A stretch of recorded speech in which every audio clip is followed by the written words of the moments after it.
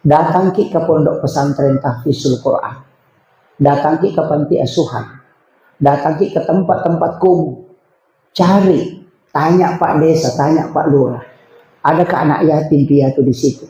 Kalau di pondok tahfizul Quran, adakah fakir miskin di sini ada yatim? Kalau dia mengatakan ada, tidak usah kasih tahu saya namanya, jangan pertemukan saya dengan dia. Tidak usah kau kasih tahu, tapi saya minta, saya mau transferkan pembayarannya setiap bulan. Sampai selesai dia sekolah di sini, saya tanggung pembayarannya. Tapi jangan kasih tahu kalau saya membantunya. Dan jangan perlihatkan, jangan kasih ketemu dengan saya. Kita tidak mengetahui siapa yang dibantu. Yang dibantu pun tidak pernah tahu siapa yang membantunya. Ketika kelak ketemu di luar, kita tidak pernah tahu bahwa kita yang membantunya. Dia pun tidak tahu. Itulah kata Nabi, yang bersedekah tidak tahu siapa yang disedekahi.